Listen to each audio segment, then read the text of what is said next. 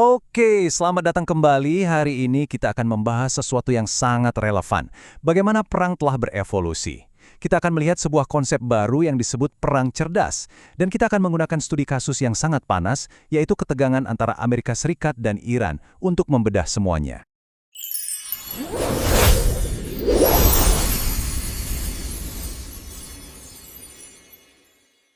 Coba deh kita pikirin, kenapa sih konflik yang terjadi ribuan kilometer jauhnya, entah itu di Ukraina atau di Timur Tengah, kok dampaknya bisa sampai ke kehidupan kita sehari-hari? Tiba-tiba harga barang naik, pasar saham goyang. Nah, ini karena di dunia modern, semuanya saling terkoneksi.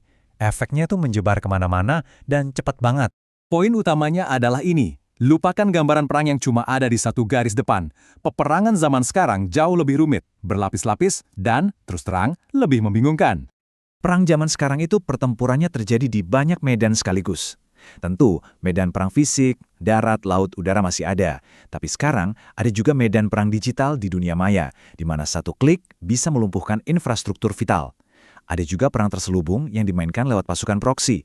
Dan karena semua ini saling terhubung, dampaknya ya kena ke semua orang. Inilah yang namanya perang total versi modern. Oke, sekarang biar kita paham betul posisi kita hari ini, kita perlu sedikit mundur ke belakang dan melihat bagaimana konsep pertahanan itu sendiri berevolusi selama berabad-abad. Dulu banget, kalau kita bicara pertahanan, yang terbayang pasti tembok fisik raksasa kan? Kayak tembok besar Cina. Tapi seiring berjalannya waktu, ancamannya berubah. Bukan lagi pasukan berkuda, tapi rudal balistik yang bisa melintasi benua. Nah, ini memaksa manusia berpikir di luar kotak atau di luar tembok. Dan lahirlah ide membangun tembok imajiner di luar angkasa untuk menangkal ancaman tak kasat mata. Nah, ini dia contoh paling keren dari perubahan pemikiran itu. Strategic Defense Initiative, atau yang lebih populer disebut Star Wars. Walaupun proyek ini nggak pernah sepenuhnya jadi, idenya revolusioner. Konsep mendeteksi dan menghancurkan rudal di angkasa itu bisa dibilang nenek moyangnya sistem pertahanan canggih zaman sekarang seperti Iron Dome milik Israel yang sering banget kita dengar. Oke, kita lanjutkan. Perlombaan teknologi ini ternyata nggak berhenti sampai di situ. Justru, ini menjadi awal dari sebuah revolusi total dalam cara berperang yang oleh para ahli kini dijuluki sebagai perang cerdas. Jadi, yang penting untuk kita pahami, perang cerdas itu bukan cuma soal bomnya yang lebih pinter. Ini adalah cara berperang yang sama sekali baru. Bayangkan begini, kecerdasan buatan atau AI itu adalah otaknya yang bisa mikir dan analisis data super cepat. Sistem otonom seperti tank atau kapal tanpa awak itu adalah tubuhnya yang bergerak menjalankan misi. Dan drone ini adalah mata, telinga, sekaligus tangannya di lapangan. Di era baru ini, kemenangan itu bukan lagi soal siapa yang punya tank atau pesawat paling banyak, tapi soal siapa yang sistemnya paling cerdas, paling cepat, dan bisa mengelabui sistem lawan. Ini benar-benar adu pintar. Oke, teori-teorinya kan keren, tapi gimana prakteknya di dunia nyata? Nah, ayo kita lihat langsung ke salah satu titik panas di dunia, ketegangan antara Amerika Serikat dan Iran. Kalau kita lihat di atas kertas, wah kayaknya udah jelas siapa pemenangnya ya, jomplang banget. Di satu sisi ada raksasa militer global, di sisi lain ada kekuatan regional, tapi disinilah perangnya jadi menarik. Ini bukan soal adu kuat, ini adalah contoh sempurna dari apa yang disebut konflik asimetris. Gampangnya, begini, perang asimetris itu seperti pertarungan David melawan Goliat. Pihak yang lebih lemah nggak akan melawan dengan cara yang sama. Mereka nggak adu jotos, tapi pakai akal-akalan, cari celah kelemahan lawannya, dan mengubah total aturan mainnya.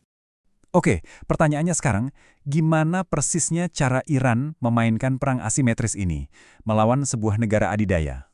Strategi Iran ini cerdas banget, mereka sadar betul nggak akan bisa menang kalau berhadapan-hadapan langsung. Jadi tujuan mereka bukan untuk menang, tapi untuk membuat perang ini jadi sangat mahal dan menyakitkan bagi lawannya. Caranya, daripada beli satu pesawat tempur super mahal, mereka lebih baik melepas ribuan drone murah untuk membuat pusing sistem pertahanan musuh. Mereka juga menggunakan pasukan proksi di negara lain untuk membuka front baru.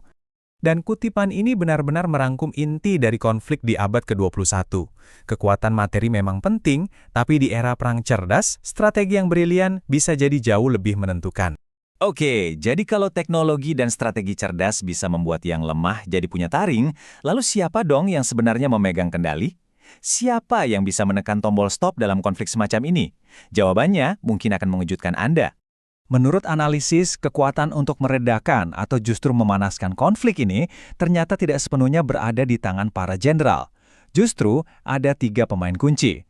Pemimpin politik seperti Presiden AS dan Perdana Menteri Israel, dan yang paling menarik, masyarakat Amerika. Dan ini bukan cuma teori loh, ada buktinya dalam sejarah. Kita lihat saja Perang Vietnam. Pada akhirnya, tekanan dari publik di dalam negerilah yang menjadi salah satu faktor penentu berakhirnya perang tersebut. Jadi, suara rakyat benar-benar punya kekuatan. Metafora ini menggambarkan kondisi dunia saat ini dengan sangat pas. Banyak pemain kuat dengan agenda masing-masing, tapi sepertinya tidak ada yang benar-benar memimpin atau mengatur irama. Hasilnya bukan harmoni, tapi kekacauan. Dan pada akhirnya kita semua ditinggalkan dengan satu pertanyaan besar. Di zaman di mana perang menjadi sangat canggih, sangat mahal, dan hasilnya sangat tidak pasti, mungkin kita perlu mendefinisikan ulang apa arti dari sebuah kemenangan. Nah, itu dia ulasan kita kali ini. Terima kasih sudah menyimak.